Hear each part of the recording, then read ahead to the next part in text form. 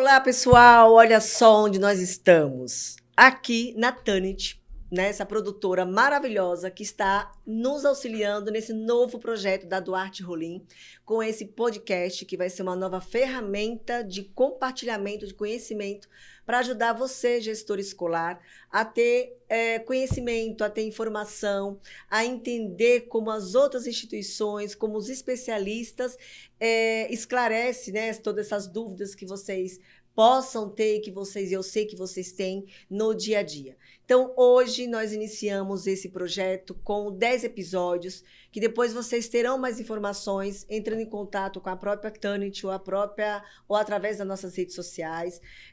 Caso vocês queiram mais informações, né, sobre esse projeto ou sobre a própria produtora que nós estamos com essa parceria, entre em contato com o número 977323801, a Tanit Produções, e eu tenho certeza que vocês serão muito bem atendidos, assim como eu.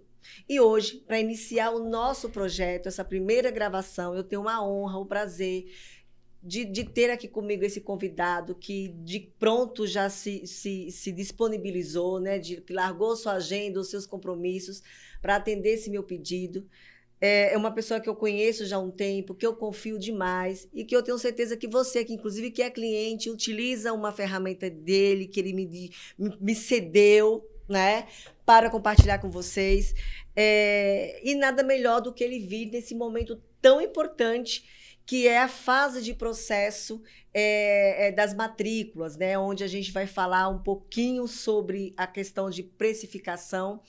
E vamos falar hoje com o Júlio Aranha. Ele é um consultor da BW Contabilidade e CEO da Július, especialista em bunnies no direito educacional. Então, ele trabalha para escolas privadas, ele tem toda uma bagagem aí que eu tenho certeza que se vocês precisarem de um consultor dessa área, vocês serão muito bem atendidos. Júlio, bem-vindo aqui ao nosso podcast, é um prazer. E mais uma vez, obrigada por ter acordado cedo, por ter aberto aí a sua agenda para me atender. Que isso. Olá, pessoal, tudo bem? Meu nome é Júlio Aranha, acho que muitos já me conhecem aí dos podcasts, das lives e daí para frente, tá? Quero também parabenizar aqui a Lindalva pelo projeto maravilhoso. O setor educacional ele é carente de informação, né? Então, que isso aqui as pessoas possam realmente utilizar no seu dia a dia, que isso aqui vai ser fundamental, tá bem? Então, vamos lá.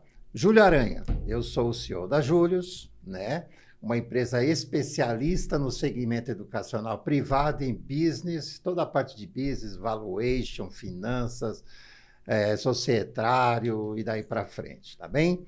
E palestrante e consultor da BW Contabilidade. Acho que eu já comentei isso daí.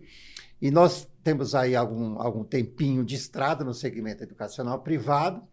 Temos passado aí diversos anos e nós temos visto aí a mudança que o setor está passando, né?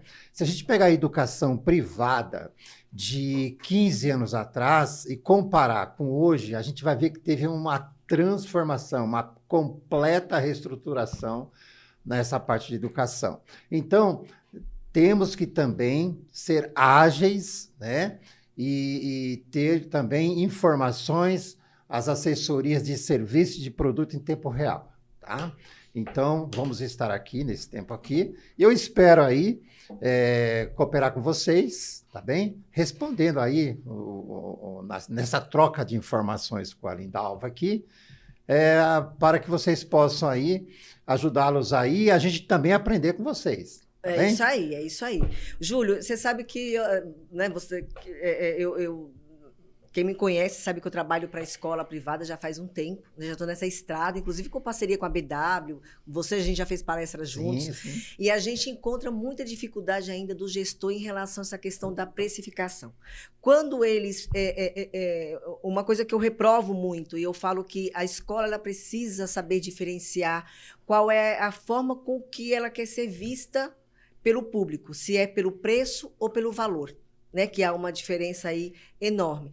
E a gente ainda se depara com instituições de ensino que, ao invés de olhar para a sua planilha de custo e dali tirar a sua precificação, ela quer saber o valor que a concorrência está cobrando. Né? Então, eu sofro muitas vezes, né, de levar esse conhecimento para o gestor escolar, para que ele não sofra, para que ele não, né, não tenha aí um prejuízo, muitas vezes, de querer cobrir, né, o preço do concorrente. Então, eu gostaria que você falasse, você que é um especialista nesse assunto, de como que as escolas elas podem, qual o caminho que elas devem seguir, né?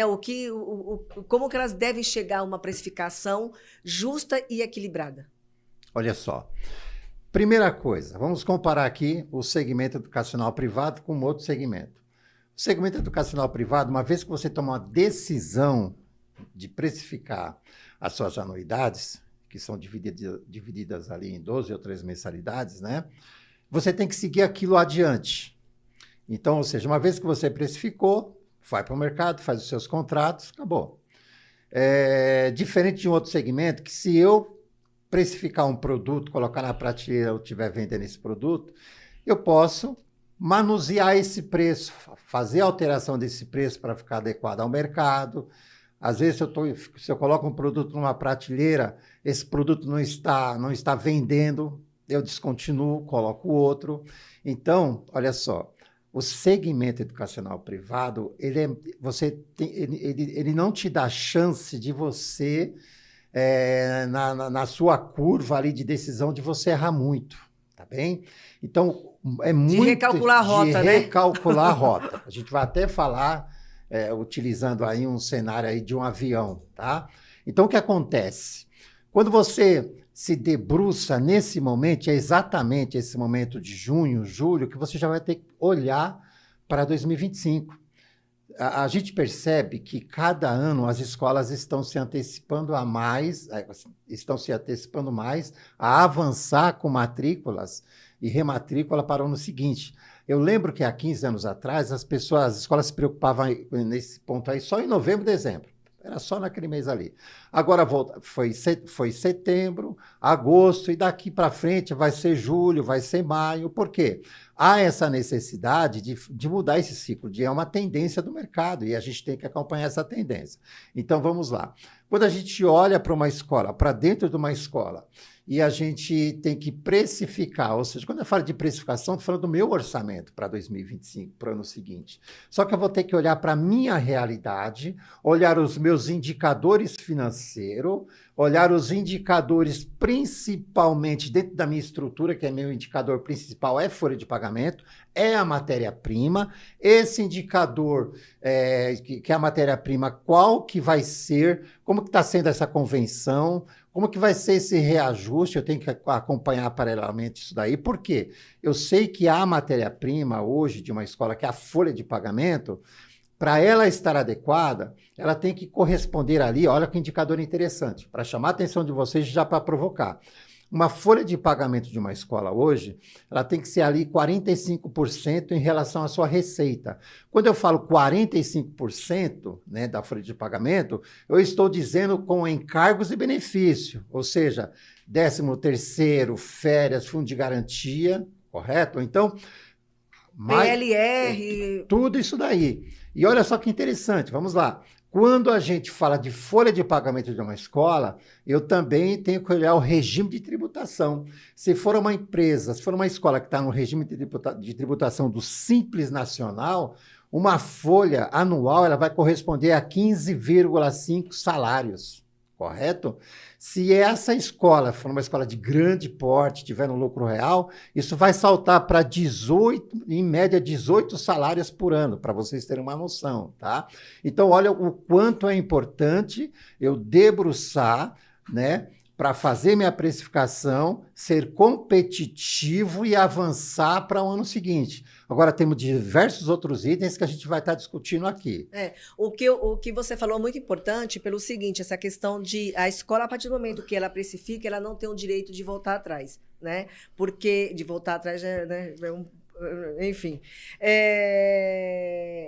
E é por isso que ela tem que pensar justamente, isso que você falou é bem importante, Júlio, porque as escolas, eu falo que ela tem que se equiparar um pouco às escolas de samba, porque eles acabam o carnaval, já começa a programação para o ano seguinte. Sim, e o problema das escolas de exatamente. deixar tudo para cima da hora é não olhar o processo de matrícula. Eles só miram na questão da captação do aluno. E não tem toda a estrutura financeira, de planilha, de se organizar com relação a contratos e tudo mais, que isso nem é nosso tema, para justamente ficarem com essa segurança jurídica. E ter justamente uma noção de como, dos valores que eles vão aplicar.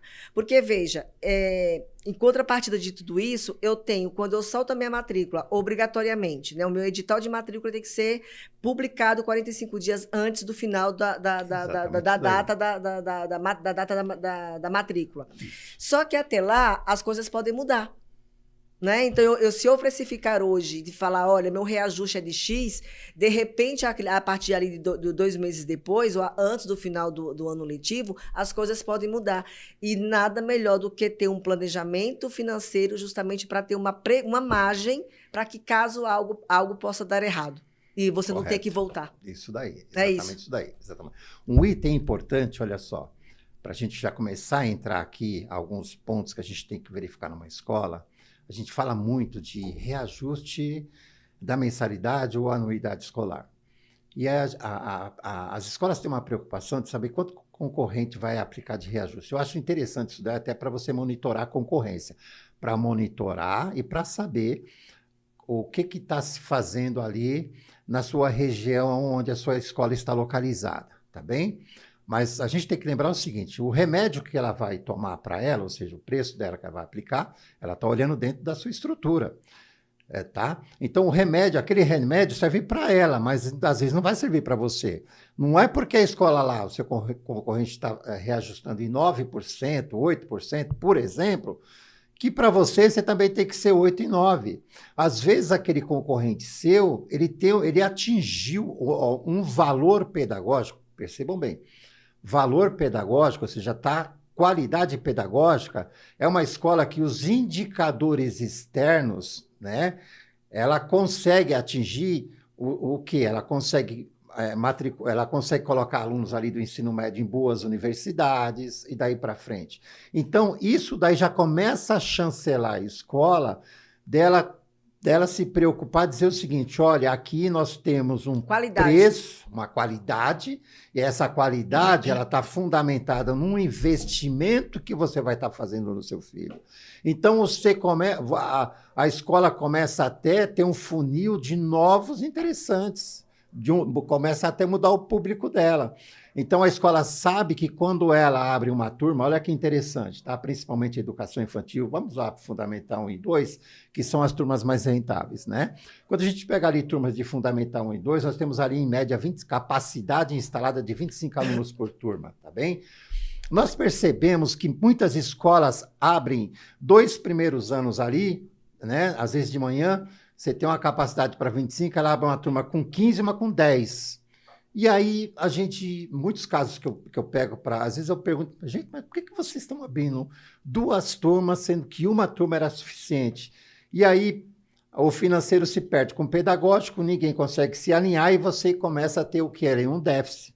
Você está pagando uma folha a mais, sendo que você podia ter uma turma só. Tá bem? Uma outra coisa que as escolas pecam bastante. Quando você chega nesse período de matrícula, né, as escolas começam a estar alçadas de desconto e aí elas não começam, olha, a diretora deu 10%, o funcionário da secretaria não sabia que ela deu 10 dela, foi lá e aplicou 15%. Não tem organização, e aí, né? Faltou o processo. É o processo de matrícula que a gente fala. Faltou processo, faltou sistema, faltou um TI, né, para ali em tempo real você saber quantos alunos tem na turma, quantos estão matriculados, né, quanto que tem de desconto, ou seja, cada aluno ele tem uma composição de negociação, ou seja, às vezes eu já cheguei a fazer projeto, olha que interessante, na mesma região, uma escola tinha 1.000 alunos, uma outra tinha 780 alunos. Quando eu fiz o projeto nessas 2 escolas, o resultado da escola que tinha 780 alunos era muito maior financeiramente do que a que tinha 1.000. E os preços de mensalidades eram idênticos. Ou seja, você errou no seu comportamento da sua estrutura da escola. Você tem diversas turmas, diversas turmas abertas, com poucos alunos, e aí você não fica ali, você não consegue ter ali rentabilidades e margens adequadas da escola. Eu acho que não teve, eu sempre falo isso, né? Por isso que o processo de matrícula, que é a fase pré-matrícula, ela é importantíssima para alinhar todas as equipes. Eu falo que desde a portaria até o setor de faxina. E, obviamente, a questão, o tesoureiro dessa escola tem que saber como que tem essa planilha de custo e o treinamento que a secretaria vai ter para justamente não haver esse descompasso, essa desinformação. Porque eu acho que o diretor, né, a gente está falando de uma escola que tenha setores, né, o setor financeiro, o setor pedagógico, o setor, né, de secretaria, quem vai fazer a matrícula já tem que estar com o seu a documentação adequada, já tem que estar com sua margem de desconto para que não tenha aquele leilão, né? Correto, vamos leiloar. Primeiro, a escola perde credibilidade, né? Aquilo, a gente fala a tua escola tem que ser vista pelo valor ou pelo preço. É óbvio que o preço ela também conta, mas o teu valor, que é o que você disse, por que a escola, a vizinha, às vezes ela tem mais atrativa que a tua? É de acordo com a qualidade que ela oferece no setor pedagógico, na parte de educação, de custos, de investimento, de estrutura, né? Enquanto que a sua só tem valor, preço, aliás, mas não agrega valores. Correto. Então, precisa acho que falta essa organização interna também. Com certeza. Olha só, o que eu sempre falo para as escolas tenta inverter a apresentação da escola. Se o pai chegar falando de preço, inverta. Primeiro apresente os valores pedagógicos da escola. Nem que for de uma forma rápida, mas apresente os pontos principais da escola. Porque, às vezes, uma palavra que ninguém nunca falou para ele, se ele ouvir de você, a conversão desse interessado em matrícula vai ser muito grande. Depois você fala de preço, tá bem? Primeiro, apresenta o produto da escola. Sempre. Mesmo que ele tenha, pai, primeiro eu vou te mostrar aqui o nosso sistema pedagógico, como que a gente funciona, tá aqui uma sala, e depois você fala de preço. Aí você quebra o quê? Aquela resistência de querer sair, aí ele já fica um pouco mais próximo da escola, olha, é uma realidade diferente daí para frente. Manter a escola sempre organizada. Eu fui numa escola mês passado, a coisa mais linda, de limpa, de organizada, ela falou assim, doutora, aqui é assim o tempo inteiro, porque a minha escola não tem que estar limpa para o pai, para eu apresentar o pai. Ela tem que estar limpa e organizada para os alunos, e tem que ser todo dia, a todo momento, a toda hora, né? Inclusive, incentivar o aluno a isso, que é o que falta, às vezes, né? Muitas vezes. Sim. Esse negócio de o pai chegar, não, só marca o dia e o horário para a gente preparar só para aquele momento, isso não é legal, ao meu ver, assim, né? Então, a gente tem que trabalhar também com essa questão da aparência. Eu sempre falo para as escolas, tenham plantas, né? Porque vocês trabalham com vida. Sim. Descarta essas coisas artificiais, porque não agrega, área verde, né? Área verde é importante. A todo ano, faça uma mudança, ainda que pequena, na estrutura, de cores, porque isso também favorece, porque, queira que não, a escola, o ambiente escolar, ele é uma extensão, né, da casa. E olhando para essa questão de valores, é importante que quem vai apresentar, quem vai fazer esse alinhamento com os pais, a apresentação do colégio, que deixe muito claro essa questão justamente do valor da escola. Por que a escola tem um valor diferenciado, ou qual que é a preponderância que ela oferece? Para que o pai não olhe para o valor, porque um pai que preze realmente pela qualidade do ensino, o valor para ele não vai ser o atrativo. Sim, o que vai ser atrativo exatamente. A segurança, quais são as campanhas que meu filho vai ter aqui com relação à prevenção de bullying, à agressão, a valores, né, de princípios, por exemplo. Então, tem pais que aí é família que busca isso. Agora, tem, por outro lado, famílias que, infelizmente, buscam o preço, porque ela quer que a escola seja um depósito para o filho dela, de guarda apenas, né? Sim, Então, tudo sim. isso, por isso que eu queria te perguntar, assim, qual é, né, na tua visão, no teu conhecimento, onde que, além de tudo isso que você já comentou, que foi muito bem pontuado, mas se você pudesse dar uma recomendação, o ponto principal dessa gestão. Isso, vamos lá. Olha só. É importante, um item que eu vejo muito que as escolas pecam é que elas não conseguem saber, de fato, qual o resultado de cada segmento da escola.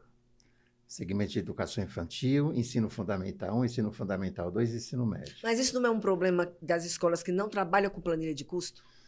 Não. Porque como ela vai fazer esse controle? Isso. O que acontece, olha só. As escolas têm aquela preocupação de... Ela sabe que a mensalidade, quando ela gera o boleto, cai tudo no CNPJ, cai tudo num banco só, numa conta corrente bancária. Mas ela tem que ter um sistema de informação, um TI, um sistema gerencial, que seja de Excel ou não, onde ela consiga saber o seguinte, olha, o meu segmento... Uma escola, por exemplo, que tem... Vamos chutar aí uma escola que tenha 600 alunos. Então, ela tem lá 400 alunos já são de Fundamental e Fundamental 2, que naturalmente vai ser assim, tá? Eu tenho muito mais público de 1, depois de 2, e ali o médico com a educação infantil se divide. Aí eu tenho 100 de educação infantil e 100 alunos de ensino médio. A escola, ela se perde. Se eu chegar numa escola e dizer o seguinte, qual segmento aqui te dá mais lucratividade? Qual o resultado da sua educação infantil? Ela não vai saber me responder. Isso é fundamental no seu budget, no seu orçamento, que é a sua planilha, que ele vai ser base para a sua planilha de custo, tá bem? Então, por quê? Eu tenho que saber que a minha turma do berçário infantil 1 e infantil 2, quantos alunos tem por turma, né? Qual que é o desconto que está sendo concedido, e ali eu tenho as formações da turma. Aí eu tenho que saber dessa estrutura da educação infantil, quais que são os professores dessa estrutura, né? Quais que são os professores da estrutura de ensino de Fundamental 1, Fundamental 2 e médio. Então, eu tenho que saber, é nesse momento que você tem que se debruçar, e nós somos especialistas nisso, de fazer todo esse critério, de fazer turma por turma para dizer o seguinte, olha, se a gente analisar bem, você tem turmas cheias no seu Fundamental 1, vocês têm uma carência no seu ensino médio.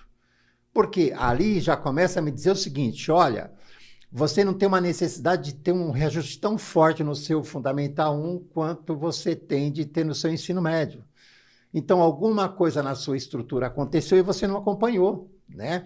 Então, você imagina o seguinte, é como se você tivesse, a sua escola é um corpo, então, você tem que analisar o seu corpo por inteiro. E, às vezes, você está tomando ali uma Novalgina para dor de cabeça, achando que é só a educação infantil que te dá problema, e não é só a educação infantil. Às vezes, a educação infantil ela tem muito aluno e você acha que ela é maravilhosa, que, nossa, que você está arrebentando. Eu já fiz projetos em escola que, quando a gente fez o projeto inteiro, a educação infantil ela estava projetando um prejuízo de R$400 mil no ano. Nossa E aí, no ano, e o gestor achando que a educação infantil... Era o carro-chefe. Era o carro-chefe. Ele não tem... Educação infantil, a gente costuma dizer o seguinte, educação infantil ele é um commodity, ele é um celeiro para o seu Fundamental 1, para o seu Fundamental 2 e principalmente para o médio. E aí, mas como é? Aí é fidelização, que você vai ter que segurar isso até lá o último. Aí é trabalho de qualidade, trabalho pedagógico, tá? Então, o que acontece? Ela é importante a educação infantil, mas a educação infantil ela tem que ser rentável ou, no máximo, no seu ponto de equilíbrio, porque você vai conseguir recuperar isso daí lá no seu Fundamental 1, Fundamental 2. E as pessoas perguntam, Júlio, mas por que a minha educação infantil não consegue? Educação infantil, às vezes, você tem turmas lá com 7, 8 alunos, 10 alunos, mas você tem uma equipe de 2, 3 pessoas tomando conta. E aí, quando você vai lá para o seu Fundamental 1, você vai ter ali 20 alunos do seu Fundamental no primeiro, segundo ano, e um professor dando aula para 20 alunos, para 25 alunos, e ali um auxiliar ajudando ali 3 salas ali. Então, ou seja, ela é muito rentável quando você chega ali no Fundamental 1 e Fundamental 2. Então, é extremamente importante controlar a escola por segmento, saber a lucratividade, a rentabilidade por turma, tá bem? Ô, Júlio, agora a gente sabe que, né, eu sempre falo para os clientes, claro que aquilo que a gente orienta, que a gente quer que faça, é uma realidade, a prática, o dia a dia, a vivência, a necessidade é outra, né? Às vezes a gente vê os pais engolindo lá os gestores, o financeiro sofrendo por outro lado, mas eles precisam segurar aquele aluno e se submetem muitas vezes a descontos astronômicos, né, fora da realidade, para ter a casa cheia e, no final das contas, não tem a rentabilidade necessária para segurar tudo isso, porque quanto mais aluno, mais profissionais ela precisa ter para sustentar tudo isso, né? E muitas vezes o preço, né, o desconto que ela oferece para manter esses alunos ou para os novatos que estão chegando, também isso tem um reflexo muito grande na sua planilha de curso final, Sim, né? sim, sim. Como que você sugere, o que você tem de experiência com relação a esse equilíbrio? Para eu segurar, manter um aluno, para que um aluno venha da concorrência, para que minha escola seja atrativa, e para equilibrar valor e preço, e eu não perder na planilha de custo. Aí, olha que interessante. Quando a gente faz um projeto desse para uma escola, a gente pega todos os dados da escola. E a gente, principalmente, vai precisar pegar turma por turma, segmento por segmento, pegar os custos, por exemplo, de 2024, folha de pagamento, todos os outros itens, tributação, qual regime de tributação que ele está, e olhar para 25. Quando eu olho para 25, lógico, eu tenho que me espelhar ali, eu tenho que verificar ali qual que vai ser a inflação acumulada, INPC e daí para frente. E principalmente saber o seguinte, o que a folha de pagamento, de convenção e daí para frente daquela região que eu estou, porque às vezes é uma escola de fora do estado de São Paulo. Sim, né? Muda. E aí muda. Mas quando a gente olha para dentro de São Paulo, qual que foi a convenção, qual que vai ser o reajuste, a gente já tem uma ideia disso daí. Os gestores de escola têm um hábito, que é um negócio terrível, que ele fala o seguinte, olha, eu acho que o reajuste, no achismo, da folha vai ser 8%. Então, eu tenho que aplicar 8% da minha mensalidade. E, às vezes, a escola dele está carente de aluno. Precisa ter escala. E aí a gente fala assim, olha, primeira coisa, a sua folha de pagamento representa 45% da sua receita. Então, esses 8%, se tiver, mas não vai ser só sobre essa base de 45%. Então, você não tem que aumentar tanto assim na sua receita.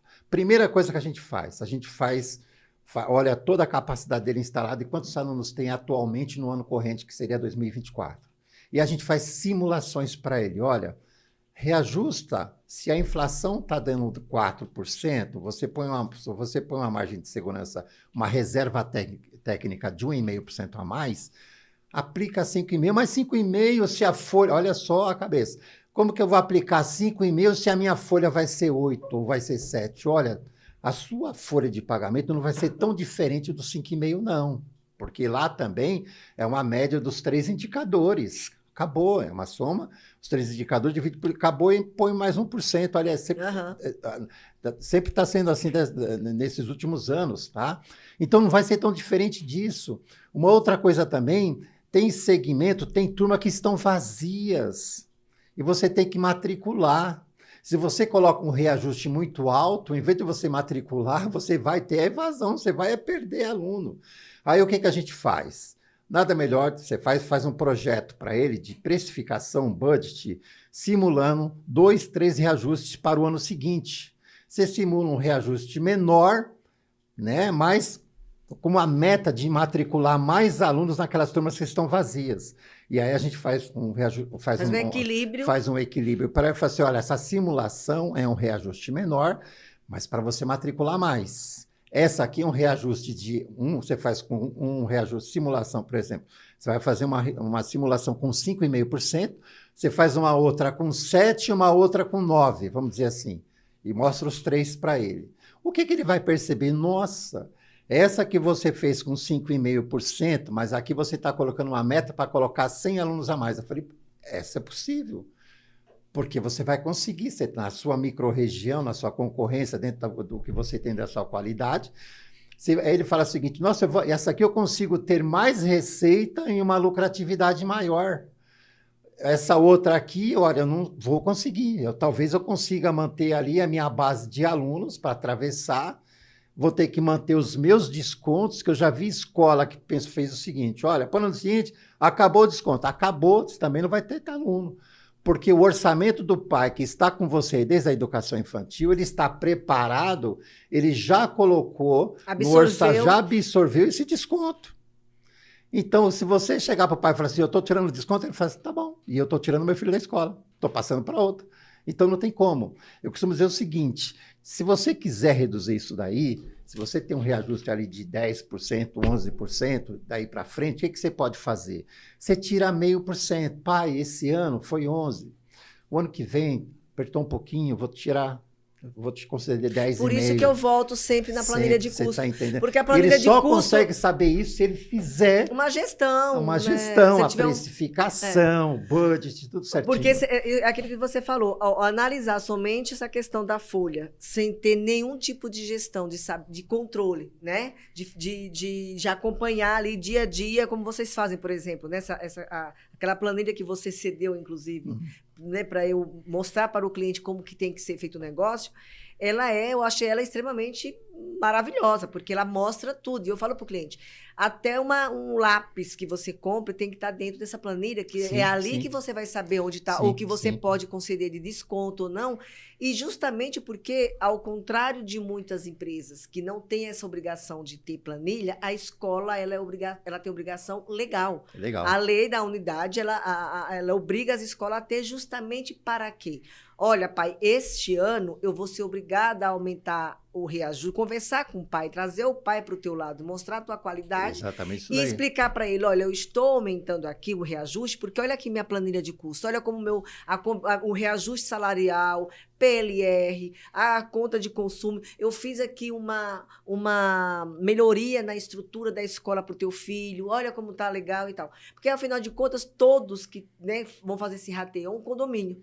Sim, eu falo, sim, é um condomínio. Então, é igual a educação especial, né? Tem que estar lá também na planilha de custo, justamente para que todos saibam, né? Já que é a sociedade que tem que pagar essa despesa, então todo mundo está dentro desse condomínio. Exatamente. Mas o problema, isso que você está falando é muito pertinente, porque realmente muitas escolas, mas, Júlio, é quase que 99%. Concede desconto à toa. Sim, sem saber. Sem saber se ela pode ou não conceder. Exatamente assim isso como, daí. Às vezes, eu ainda falei isso ontem para uma escola, eu falei assim, às vezes, se você tem uma planilha muito bem alinhada, muitas vezes você não precisa aplicar o reajuste que o mercado está pedindo. Não.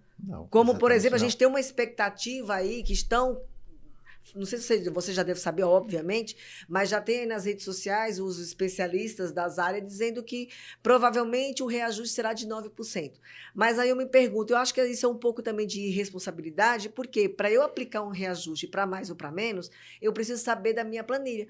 Porque a lei da anuidade escolar, ao contrário do que a maioria pensa, que tem que ser só por aquela projeção dos últimos 12 meses, ela também é clara quando ela diz que eu posso aumentar, majorar, além dessa métrica, nem sei se a palavra certa é essa, dessa métrica, correto. Dessa métrica dos últimos 12 meses, quando eu justificar o porquê que eu preciso aumentar, além do que a lei determina, por exemplo. Sim, que é justamente a planilha de custo tem que estar alinhada com isso. Olha só, olha aqui, vamos lá. A inflação acumulada de janeiro e projetada para dezembro de 24, ela deve ser muito diferente de 2023. Vamos falar algo em torno de 4% a 5%. Tá?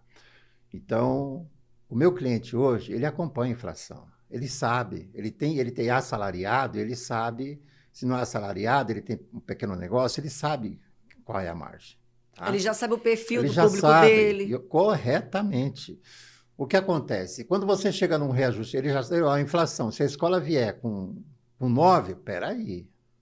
Por quê? Agora, quando você põe uma margem de segurança, uma reserva técnica de 1,5%, 2% a mais, olha, 4,5%, eu vou lá com 6,5%, está coerente. E ele sabe também, olha... Ele fideliza. Com certeza. Ele se torna atrativo e entra naquela de equilibrar valor com preço. Com certeza.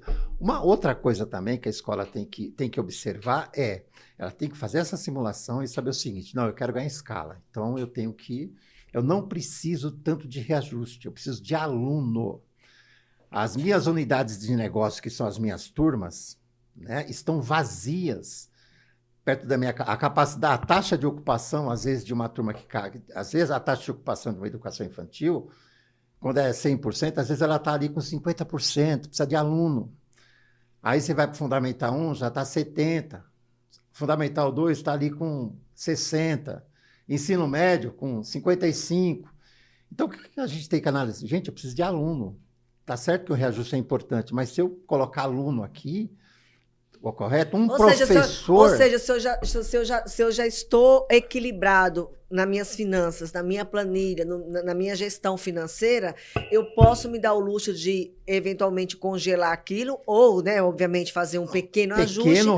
Porque nisso a concorrência, que de repente não está equilibrada como eu estou financeiramente, vai ser obrigada a fazer um reajuste real. Com certeza. Conforme o mercado pede. Com certeza. E com isso eu vou me tornar atrativo. Com certeza. O que acontece? Olha só.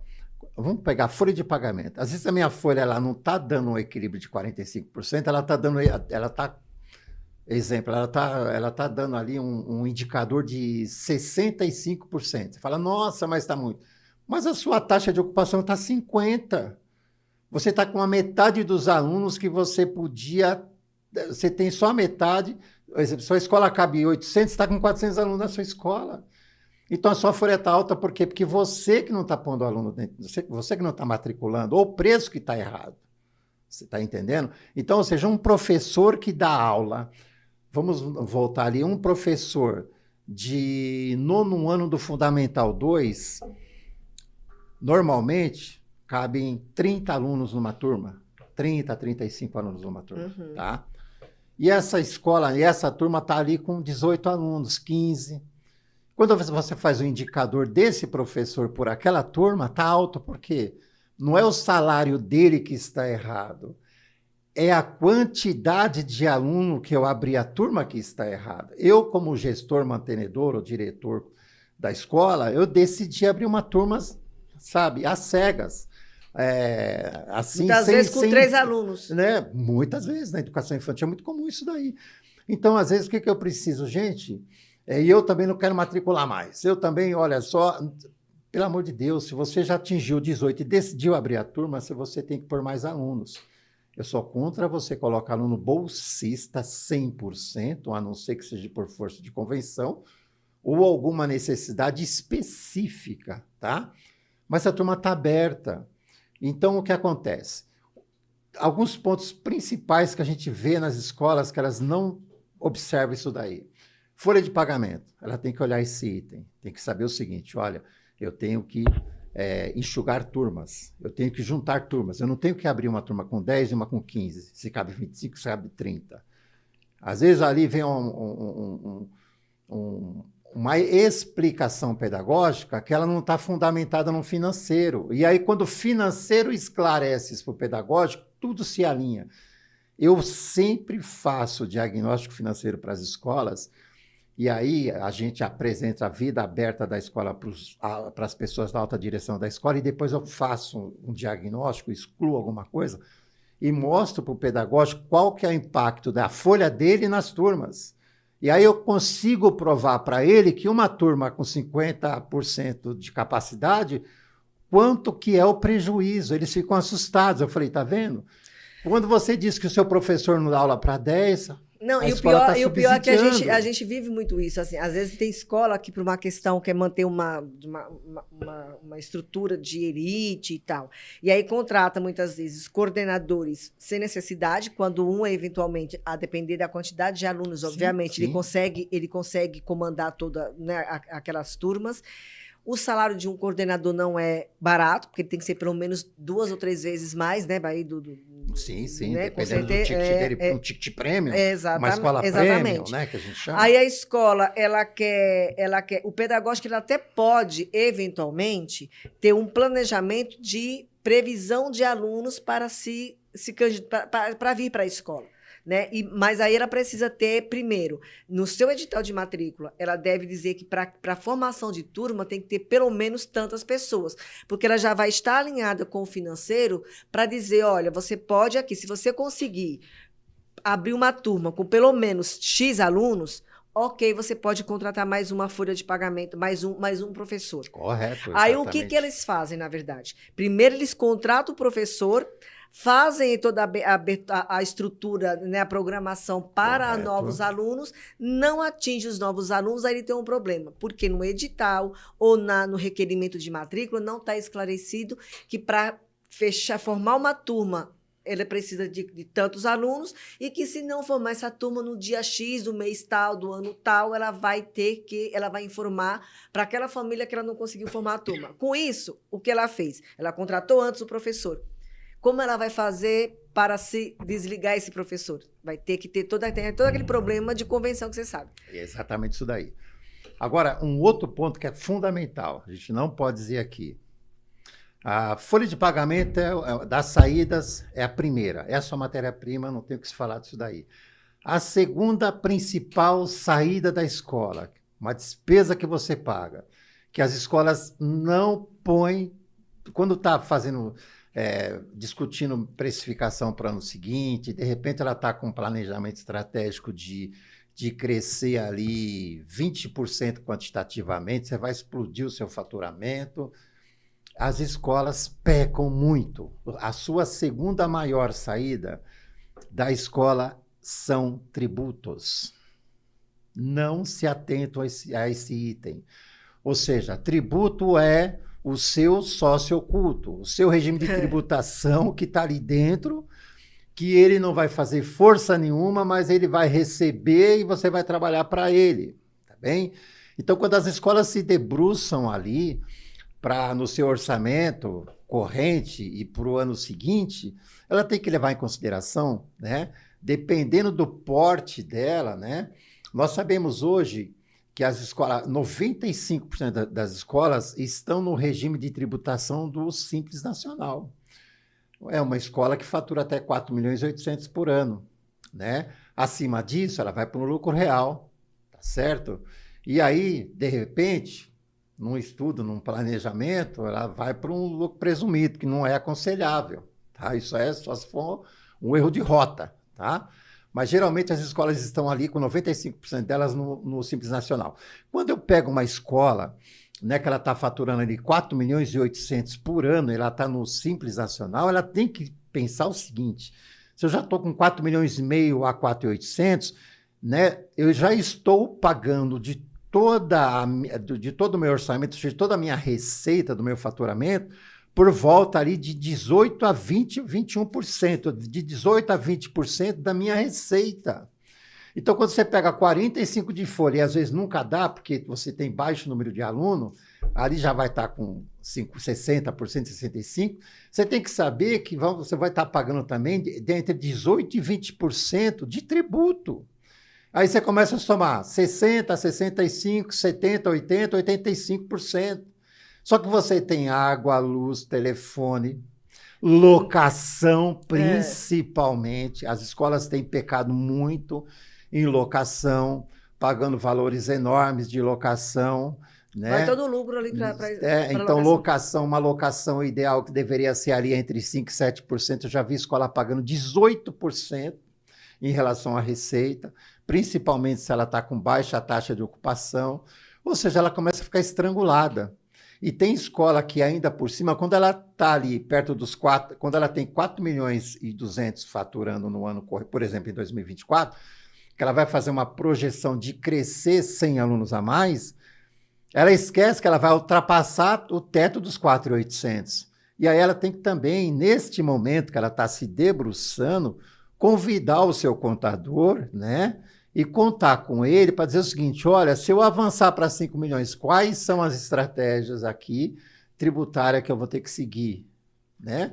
O que tem acontecido muitas vezes, a escola não divide, o contador não se junta com a escola, chegou em janeiro, a escola deu um boom, cresceu, o planejamento deu certinho, cresceu lá 100, 150 alunos, o faturamento, e aí você chega em janeiro, quando o contador avisa assim, olha, como é que a gente vai resolver? Sua escola saiu do Simples Nacional. E aí quando uma escola sai de um Simples Nacional e vai para um lucro real, era melhor não ter os 100 alunos. Com certeza. Aí vem uma outra dor de cabeça, meu Deus, Então, você está pagando um preço do crescimento por você não ter previsto isso daí. Não Então, ter feito o planejamento. o planejamento de forma adequada. Então, o regime de tributação é fundamental para você saber se você está no regime coerente, certo ou não, tá? E quanto você está pagando. Isso faz parte de precificação. Isso também, né, gente, não é para vocês também terem medo de crescer, Isso, né? Como o com Júlio certeza. falou. Tem que crescer, Tem que se planejar. Porém, né, tudo nessa vida, inclusive nós, né, para crescer como ser humano, evoluir e tal, a gente tem que planejar, tem que ter metas, Isso, né? com Então, e certeza. tem que fazer o planejamento. Eu vejo, inclusive, muitas vezes, inclusive ano passado e no início agora do ano, muita instituição que nós prestamos assessoria, Júlio, cair na malha fina e ser considerada grupo econômico por conta de manobras desastrosas, muitas vezes indicada por, sei lá, por quem que é, por contabilidade ou por quem trabalha nesse setor, de abrir vários CNPJs para manter sempre se enquadrado no Simples Nacional. E não é bem assim. Então, o fisco vem, né, a delegacia do consumidor pega, faz esse link entre as unidades e reconhece que há um grupo econômico ainda sim. que informal, né? E aí vem tudo aquilo que você acha que economizou durante anos, você vai ter que pagar a diferença do que você lucrou e não repassou com relação à tributação correta. Então, não tem que ter medo de crescer. Tem que crescer sim, mas saiba que uma fatia desse seu crescimento tem que ir para os impostos. Ó, o correto é você ter uma assessoria de forma segura, que te mostre e te avise também. É assessoria preventiva. Preventiva que nós chamamos, para dizer o seguinte, olha, é possível você fazer dessa forma, é possível, por exemplo, faça da forma A, da B ou da C. Estão aqui os seus riscos, vamos dizer assim, tá bom? Mas você tem que crescer. Não é porque, não, se eu sair eu prefiro, não. Cresça, porque você não crescer, Não o pode seu ter concorrente medo. vai te engolir. Tá bem? Um outro ponto que a gente também vê muito que as escolas pecam, já peguei, uma vez me disseram o seguinte, Júlio, eu investi na minha escola fatura 4 milhões minha escola fatura 7 milhões por ano, eu investi 5 milhões esse ano. Então, meu preço vai ser bem diferente, porque eu vou ter que recuperar esses 5 milhões. Eu falei, quanto você imagina? Não, meu ticket médio está R$2.000, eu imagino reajustar em 3 mil. Eu falei, você vai perder tudo. Eu falei, você quer enfiar 5 milhões para o ano seguinte para recuperar? Eu falei, não, isso investimento, olha só, a cabeça do gestor. Investimento que você faz uma única vez, dependendo da forma que você fizer, principalmente estrutura. Isso aí você vai buscar a longo prazo. A média é entre 5 e 7 anos para você recuperar isso daí. E falta paciência também, né? Né? A gente quer para ontem. Hoje está indo para 7 anos, tá bom? Você recupera isso em média aí 6, 7 anos. Então, para você recuperar isso aí, você vai colocar lá na sua margem, na sua margem líquida, ó, se eu estava buscando uma margem, né, um lucro líquido vamos colocar ali de 8%, 11%, eu vou ter que tentar chegar a 13,5%, entre 14% e 15%. Esses 13% a mais, durante todos esses anos, é justamente para eu poder buscar este investimento. O investimento ele é importante, sim, mas ele também, você não pode chegar e dizer o seguinte, olha, meu ticket médio é 2.000, vou aumentar para 3.100, acabou, tá bem? Agora, existem algumas coisas muito diferentes em algumas escolas que são raras, que são escolas que têm fila de espera, tá? De repente, a escola atingiu um grau de qualidade tão elevado, né, que ela fala o seguinte, a anuidade nossa custa tanto. Então, você já tem um perfil de pai. E, às vezes, ela diz o seguinte, olha, aqui, para a gente manter os nossos profissionais, nós não seguimos só a convenção, nós fazemos muito acima da convenção. Sim. E esse muito acima chega a 12%.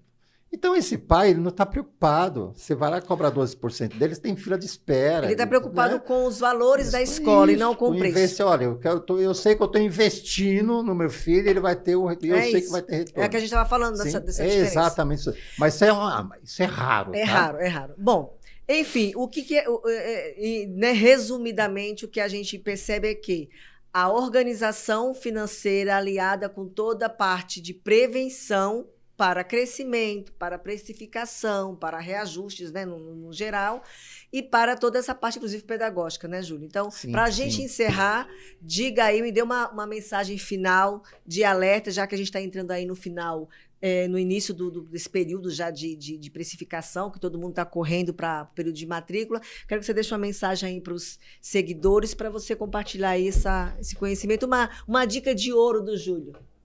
Pessoal, olha só, é muito importante vocês terem em mãos os seus custos do ano de 2024 de forma correta, certa, sua folha.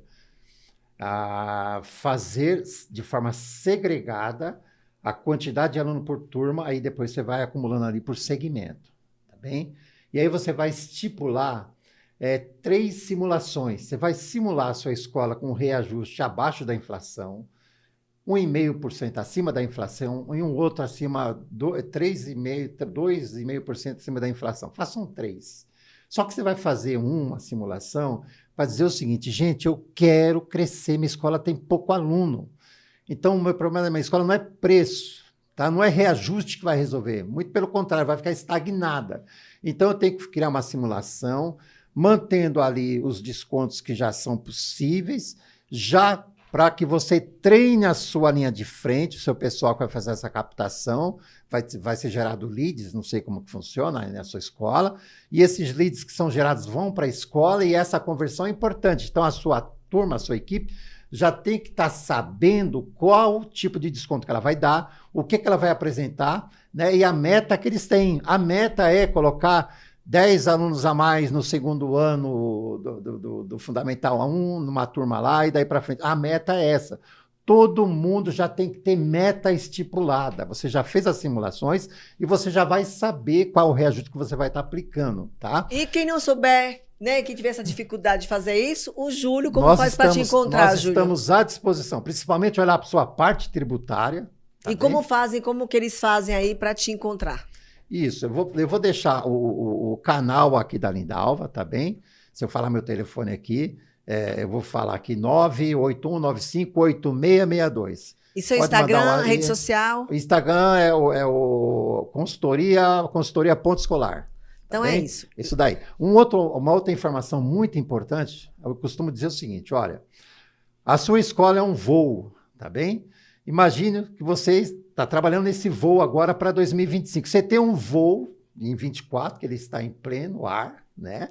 E você já tem que se preparar esse voo para ele aterrissar em 2024 e ele vai decolar em 2025. Só que para ele decolar em 2025, eu tenho que fazer todo esse trabalho agora, tá bem? O importante é que o seu voo lá em janeiro, ele vai decolar.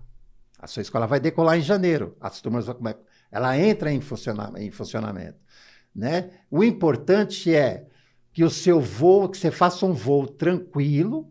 Você pode ter turbulência? Pode, mas o mais importante é que você consiga sair de rota. Se manter equilibrado. Se manter equilibrado. Deixar o vento ali. Exatamente. Você vai chegar, você vai ter que fazer uma aterrissagem bacana no final do ano, de forma confortável, sem turbulência que realmente tire de lugar. Né? Que você bata a cabeça no teto, chacoalhou, todo mundo passou mal, tá? Então a turbulência tem que ter levinha ali, mas por isso que é importante você debruçar e fazer tudo isso agora para que você não tenha um voo com uma turbulência tão forte em 2025, tá bem? Júlio. Então, sucesso para vocês, aí estamos à disposição. Olha, faça um brinde aqui comigo em agradecimento. Pessoal, não perca esse, né, e outros episódios que vêm por aí. Inclusive, para setembro, acredito que o Júlio vai estar conosco também no evento que a gente vai fazer o dia inteiro aí sobre tudo que envolve escola, a gestão de pessoa, a educação especial, a parte de financeira, né? Tudo isso a gente vai abordar nesse evento, que vai ser muito legal. E não percam as informações, fiquem ligados aí nas nossas redes sociais, para que vocês participem. Eu tenho certeza que vocês têm muito a aprender com todos esses profissionais que a gente vai compartilhar aqui. Júlio, mais uma vez, muito obrigada. Obrigada pelo seu tempo e eu espero te encontrar aí em outros eventos. Eu que agradeço, Lindalva, e agradecer a participação das pessoas que vão estar assistindo esse vídeo e nos colocamos à disposição para somar aí na sua escola, no seu trabalho, naquilo que vocês precisarem, tá bem? Abraço para vocês. E é isso, a Tanit né, Produções, mais uma vez a gente quer agradecer, né, por esse momento, por essa produção toda, por esse apoio que eles nos dão. E quem tiver interesse em conhecer, vocês já sabem, entre lá nas redes sociais. Inclusive, a gente vai deixar aqui um link para vocês, para quem tiver interesse em podcast, em marketing, em assessoria, enfim. A Turrent, ela é especialista nesse segmento. Obrigada e até a próxima. Se Deus quiser. Obrigado.